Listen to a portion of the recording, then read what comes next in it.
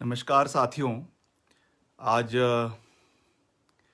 आप सबका मैं सबसे पहले तो दिल की गहराइयों से बहुत बहुत धन्यवाद करना चाहूँगा। हमने कुछ समय पहले आपसे एक अपील करी थी और जैसा आप जानते हैं कि मेरे पिताजी का आज जन्मदिन है, श्री वीरभद्र सिंह जी का, और बहुत से लोगों का पूरे प्रदेश भर से हमको शुभ संदेश आया। उसके लिए मैं आप लोगों का दिल की गहराइयों से बहुत बहुत धन्यवाद करना चाहता हूँ। और जो कुछ लोग प्रदेश भर से यहाँ पर नहीं भी आ पाए, उनको भी मैं धन्यवाद करना चाहूँगा, जिन्होंने सोशल मीडिया के माध्यम से, फ़ोन के माध्यम से हमारा हमको मेरे पिताजी को शुभकामनाएं जो है वो दी है। और आज वैसे तो मैं आपसे रोज़ सोशल मीडिया के माध्यम से इंटरैक्शन करता रहता हूँ। आपके प्रदेश भर के मुद्दे उठाने का हम प्रयास करते रहते हैं। आज विशेष रूप से मैं आपके बीच तो आया ही हूँ, मगर हम एक विशेष रूप से राजा वीरभद्र सिंह जी के साथ इंटरैक्शन करने के लिए आज यहाँ पर उपस्थित हुए हैं और उनका संदेश आप सबको पहुँचाने के लिए आज मैं आप लोगों के बीच में यहाँ पर उपस्थित हुआ हूँ। तो ज़्यादा समय नहीं लेते हुए मैं जो है आप सबसे सीधा वार्तालाप श्री वीरभद्र सिंह जी का करवाना चाहूँगा। और ये हमारे बीच आज उपस्थित है और सभी लोग आपको अभी लाइव पूरे प्रदेश से, अलग अलग क्षेत्र से देख रहे हैं। और आज आपका जन्मदिन है। सबने अपनी शुभकामनाएं प्रदेश के कोने कोने से आपको भेजी है। और क्योंकि हर साल वो आपके निवास स्थान पे यहाँ पे आके आपको शुभकामनाएं देते थे, मगर इस साल क्योंकि जो कोविड-19 का कहर, जो महामारी का कहर है, उसकी वजह से यहाँ पे नहीं आ पाए, इसलिए उन्होंने सोशल मीडिया के माध्यम से शुभकामनाएं भेजी है। तो मैं चाहूँगा कि आप अपना शुभ संदेश जो है वो सोशल मीडिया के माध्यम से सब लोगों को जो है वो दे सकते हैं। भाइयों और बहनों, अच्छा, ये मैं आज इस सबको अपनी शुभकामनाएं अर्पित करता हूँ।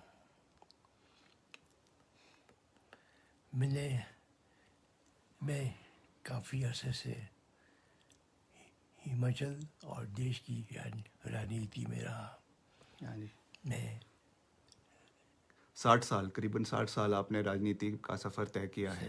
हाँ, मैं पहले सीधा मैं सेंटर में गया था, एमपी बना था।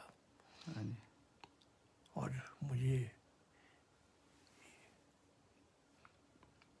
हमारे नेतृत्व ने खूब ट्रेन किया। जी। मेरे एमपी बनने के थोड़े अरसे में ही मुझे यूएनओ में डेलीगेट के रूप में भेजा, जी। जहाँ मुझे लगभग 10 महीने रहने का मौका मिला। ये मेरा एक्सपोजर था। और उसके बाद मैं दूसरे विभागों में भी रहा। फिर समय आया जब मुझे हिमाचल प्रदेश में मुख्यमंत्री बना के भेजा गया 1984 में, 1983 में, 1983 में जी। पहली बारी जब आप मुख्यमंत्री वो भेजा। और उसके बाद काफ़ी समय में यहाँ पर रहा, हिमाचल में रहा मुख्यमंत्री के रूप में। 6 बारी हिमाचल के मुख्यमंत्री बने। 6 बार मैं मुख्यमंत्री रहा हिमाचल का। उसके बाद मैं फिर केंद्र सरकार में गया। हाँ जी, फिर केंद्रीय इस्पात मंत्री बने। हाँ, मैं केंद्र में महत्वपूर्ण पदों पर रहा, इस्पात मंत्री बना और भी एक ही दो महकमे मुझे मिले। और उसके बाद मैंने सोचा कि काफ़ी हो गया, काफ़ी समय दिया, मुझे जो है वो अब राजनीति से अलग होना चाहिए। जी। तो मैंने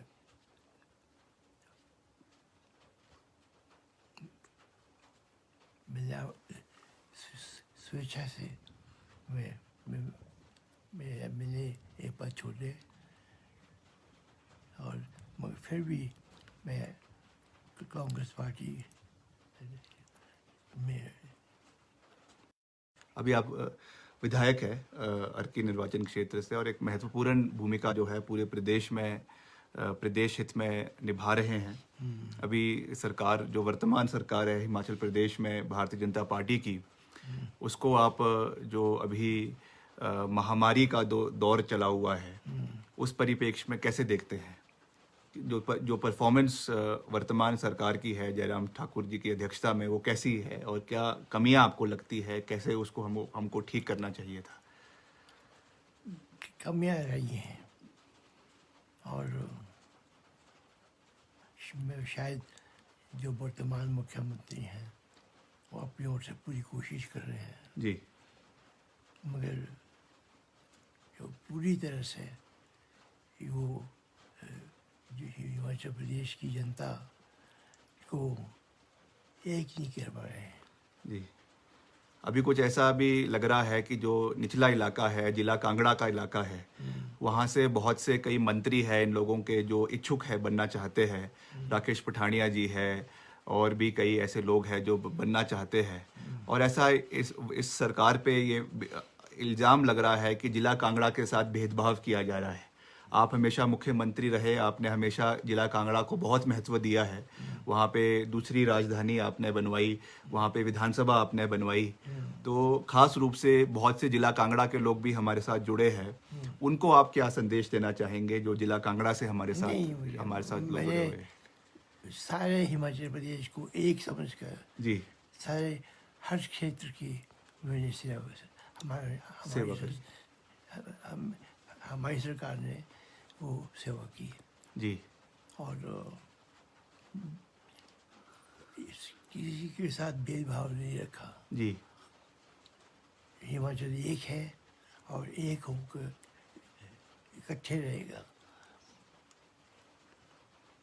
कोई ऐसा भावना कभी नहीं आनी चाहिए कि वो कोई मुख्यमंत्री या कोई जो ऊंचे पद पर है वो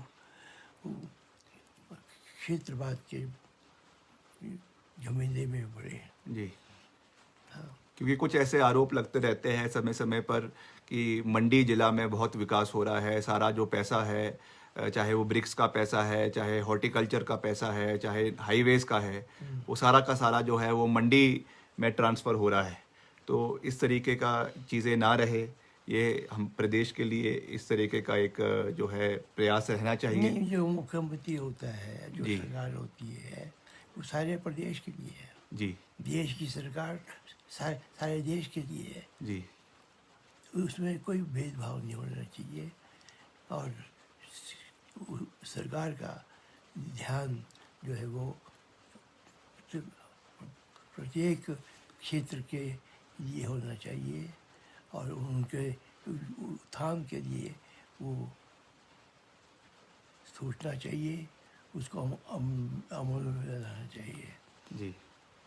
जी, आजकल जो ये महामारी खास रूप से जो फैली हुई है, इस पे जैसे मैंने कहा कि सरकार प्रयास कर रही है, कुछ कमियां हैं, तो खास रूप से इस महामारी में जितने लोगों की कई जान भी जा रही है और बहुत सा नुकसान हो रहा है, आर्थिक नुकसान लोगों को बहुत हुआ है।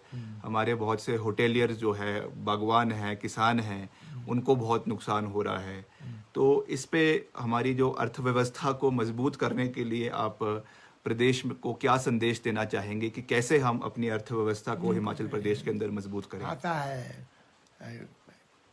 कभी बुरा दौर भी आता है जी और बीमारी फैल जाती है, जी मगर इसके बारे में कोई भी सरकार हो जी और उसको उसको जो है सचेत रहना चाहिए और उसको उसका मुकाबला करने के लिए वो उसकी गवर्नमेंट मशीनरी जो है वो इस्तेमाल में लानी चाहिए। जी। बहुत से लोगों का ये भी संदेश आता है अलग अलग जो राज्यों से है, अलग अलग जो ज़िलों से है, कि आप जब ये कोविड ठीक हो जाएगा, कोविड की महामारी ख़त्म हो जाएगी, तो आप प्रदेश का दौरा करें, सब लोगों से मिले, सब लोग आपसे मिलना चाहते हैं। बहुत से लोग ऐसे हैं जो शिमला नहीं भी आ सकते, तो उनको भी आप आश्वासन देंगे कि जब ये कोविड की महामारी ख़त्म हो जाएगी तो ज़िला मुख्यालयों का दौरा आप करेंगे और सबसे मिलकर उनको अपना आशीर्वाद भी देंगे और आगे की एक दशा तय करने में आप अपना मार्गदर्शन देंगे। मैंने सारे हिमाचल को एक समझाया हमेशा। मैंने किसी भी क्षेत्र के साथ जो है कोई भी भेदभाव नहीं किया है और मेरी नज़र में सारा हिमाचल एक और कोई भी राज्य की सरकार है उसको सभी को एक समझते हुए, एक परिवार समझते हुए उसके मुताबिक काम करना चाहिए। जी, तो आप जल्द दौरा करेंगे जब एक बार ये ख़त्म हो जाएगा, उसके बाद डिस्ट्रिक्ट हेडक्वार्टर्स का दौरा करके लोगों से अलग अलग इलाकों में हाँ, मिलेंगे। मैं जाऊँगा। हाँ जी, मैं जाऊँगा। आप जानते हैं पिछले कुछ समय में मैं बीमार भी रहा। हाँ जी, पर अब मैं बहुत बेहतर है। अब मैं बहुत बेहतर हूँ। माँ बेमा काली के आशीर्वाद से बहुत बेहतर है। माता विवाह काली के और जनता के जो प्यार है उसकी वजह से मैं उस बीमारी से मुक्त हो गया हूँ जी और मैं जल्दी ही जी सारे हिमाचल प्रदेश का दौरा करूँगा, कोई लोगों को जोड़ने के लिए, तोड़ने के लिए। जोड़ने के लिए। आप सबका मैं बहुत धन्यवाद करता हूं। मैं तो हमेशा हम आपसे लाइव इंटरेक्शन करते रहते हैं, अलग अलग विषयों पर आपसे जो है प्रदेश के मुद्दों को उठाने का प्रयास करते रहते हैं। हम बेशक सरकार में नहीं है, विपक्ष में है, मगर एक सकारात्मक भूमिका निभाने के साथ जो मुद्दे प्रदेश के हैं उनको उठाने का प्रयास करते रहते हैं। मगर आज विशेष रूप से, क्योंकि जैसा हमने आपसे निवेदन किया था कि आप लोग शिमला ना आएं, आपने हमारी बात को माना और कई बहुत से लोग जो प्रदेश भर से नहीं आ पाए, आज इसीलिए हमने कि एक खास इंटरेक्शन राजा वीरभद्र सिंह जी के साथ रखा था, ताकि आप लोगों के साथ जो है फेसबुक के माध्यम से, सोशल मीडिया के माध्यम से सीधा जो है इंटरेक्शन वो वीरभद्र सिंह जी के साथ हो सके। आप सब हमेशा हमारे साथ जुड़े रहे हैं और भविष्य में भी इसी तरह जुड़े रहें, अपना फीडबैक देते रहें प्रदेश को। जैसा वीरभद्र सिंह जी ने कहा कि उन्होंने हमेशा एक धागे में पिरोकर रखने का प्रयास किया है और उसी राह पर हम आगे बढ़ेंगे, उसी राह पर हम प्रदेश को एक सोच के साथ और एक जो है एक धागे में पिरोने का हमेशा कार्य करेंगे। तो अंत में मैं एक बारी फिर से राजा वीरभद्र सिंह जी से निवेदन करूंगा कि वो अपना शुभ संदेश जो है प्रदेश वासियों को दे, आप सबको दे, और जो यहाँ पे नहीं भी आ पाए, जो हमारे लोग आज शुभ चिंतक, उनको अपना शुभ संदेश जो है वो अंत में एक बारी फिर से दें। थोड़ा सा धन्यवाद। हाँ जी, आप सबका थोड़ा सा और बोलेंगे कुछ? सबका धन्यवाद कर दीजिए कि मैं आप जो नहीं आ पाए आज यहाँ पे, जो आज शिमला में नहीं आ सके, हॉली लॉज में नहीं आ सके,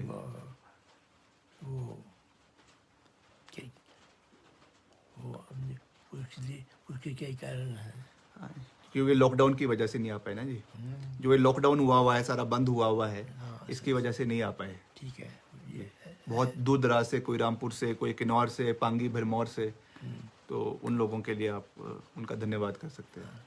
विशेष करके नहीं, लोग जो है दूर दूर से आते थे, दूर दूर से आते हैं। हाँ जी, और हिमाचल एक है, शिमला हिमाचल की राजधानी है। और मैंने इसीलिए मैंने ये कांगड़ा के एरिया के लिए जो है वो एक अलग राजधानी आपने बनाई, दूसरी राजधानी कांगड़ा के लिए बनाई और कांगड़ा के लिए बनाई और विधानसभा का गठन भी किया है। विधानसभा का गठन किया। और इसलिए जो है एकता का सूत्र जो है वो बने। एकता बड़ी चीज़ है, हम मिलकर काम करेंगे, हिमाचल आगे बढ़ेगा। अगर हम छोटे छोटे टुकड़ों में बढ़ जाएंगे तो कभी प्रदेश जो है, हिमाचल जो है, जो मजबूत नहीं होगा। इसीलिए हमने धर्मशाला में भी कांगड़ा का कदर है, सेंटर है, तो उसको वहाँ पर भी हमने असेंबली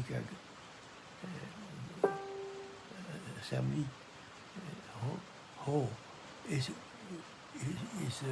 ख्याल से जो है हमने वहाँ विधानसभा भवन बनाया। वहाँ भी सेशन होते हैं असेंबली के, तो ताकि एकता के सूत्र बन रहे, हम सब अपने आप को एक समझें। अंत में मैं एक सवाल और पूछना चाहूँगा। जो प्रदेश में करीबन 2 से 2.5 लाख हमारे बहुत मजबूत एम्प्लॉयज़ हैं, कर्मचारी हैं, और आपने हमेशा जब जब आपकी सरकारें रही, आपने बड़े महत्वपूर्ण कदम जो है प्रदेश के कर्मचारियों के हित के लिए लिए। जो हमारे चाहे पुलिस कांस्टेबल्स हैं उनको लगाने की बात है, चाहे जो हमारे शिक्षा विभाग में टीचर्स लग रहे हैं, पैरा टीचर्स है, पैड टीचर्स है, एसएमसी आपका एक ऐसा पौधा आपने हिमाचल प्रदेश के अंदर लगाया कि दूर दराज इलाकों में जितने हमारे स्कूल्स हैं उसमें शिक्षा प्रणाली को मजबूत करने के लिए आपने एसएमसी का पौधा लगाया, पैड टीचर्स लगाए, पैरा टीचर्स लगाए। अभी सुप्रीम कोर्ट का एक बड़ा महत्वपूर्ण फैसला आया है जिसमें उन्होंने जो है इसको मान्यता प्राप्त करवाई है और प्रदेश सरकार को ये निर्देश दिया है कि जल्द से जल्द जो है इनको जो है वो रेगुलराइज किया जाए। तो ये एक बहुत बड़ी आपका एक जो सपना था वो साकार हुआ।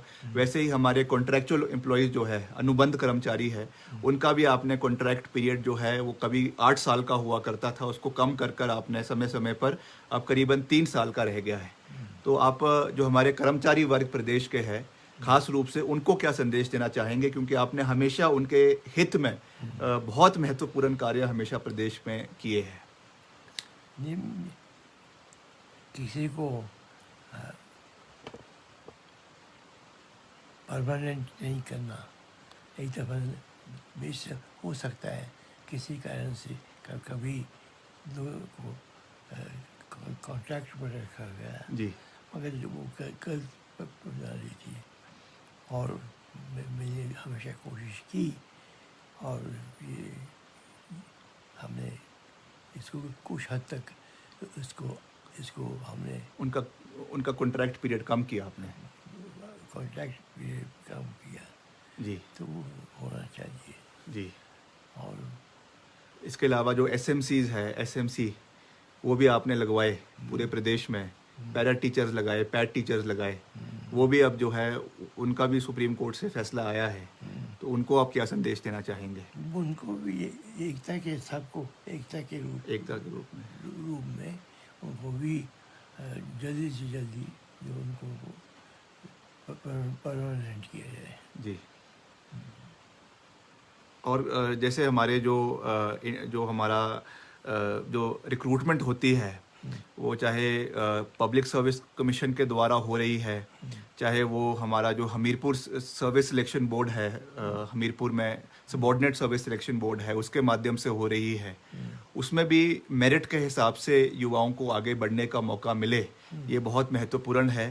क्योंकि उसमें कई इंटरव्यू के जो नंबर होते हैं उसमें ऐसा देखने को मिलता है कि कहीं जो है उसमें पार्शियलिटी हमको देखने को मिलती है। वो नहीं होनी चाहिए। हाँ, क्योंकि प्रदेश में बेरोजगारी वैसे भी चरम सीमा पर है, तो इसलिए इस विषय पे आप क्या कहना चाहेंगे? चाहे प्रणाली कोई भी हो जी, अल्टीमेटली उनको जल्दी से जल्दी उनको परमानेंट कर देना चाहिए। जी, चलिए ऐसी अवस्था है। जी। तो आप सबका मैं एक बारी फिर से बहुत बहुत धन्यवाद करता हूँ। और समय समय पर आप सभी के साथ हम इस तरीके का लाइव इंटरेक्शन करते रहेंगे। और राजा वीरभद्र सिंह जी का हमें हमेशा इन महत्वपूर्ण मुद्दों पर, प्रदेश के जो महत्वपूर्ण मुद्दे हैं उस पर मार्गदर्शन मिलता रहेगा। इनकी सोच, जो इनका एक कंट्रीब्यूशन प्रदेश का है, उस राह पर हम आगे बढ़ने का प्रयास आने वाले समय में करते रहेंगे। इस तरीके का इंटरेक्शन कर कर जो आपके कोई समस्या हैं, आपके प्रदेश के अलग अलग कोनों की कोई महत्वपूर्ण समस्याएं हैं, वो आप हमें सोशल मीडिया के माध्यम से बता सकते हैं। क्योंकि आप जानते हैं कि आजकल जो है लॉकडाउन की समस्या है, जिसकी वजह से आप शिमला नहीं आ पाते हैं। इसलिए आप हमें जो है, चाहे कोई बागवानों की है, किसानों की है, कर्मचारियों की है, एसोसिएशंस की है, आप हमें जो है ऑनलाइन वो भेज सकते हैं। हम उसे उठाकर सरकार के समक्ष रखने का पूरा प्रयास करेंगे। बेशक हम विपक्ष में हैं, मगर एक सकारात्मक भूमिका विपक्ष की हम निभाने का पूरा प्रयास करेंगे। आपके मुद्दों को, आपकी समस्याओं को विधानसभा के अंदर और सरकार के समक्ष उठाने का हम लगातार प्रयास करते रहेंगे। आप सबका एक बारी फिर से बहुत बहुत मेरी ओर से और राजा वीरभद्र सिंह जी की ओर से भी मैं बहुत बहुत धन्यवाद आप सबका करता हूँ। जय हिंद, जय हिमाचल।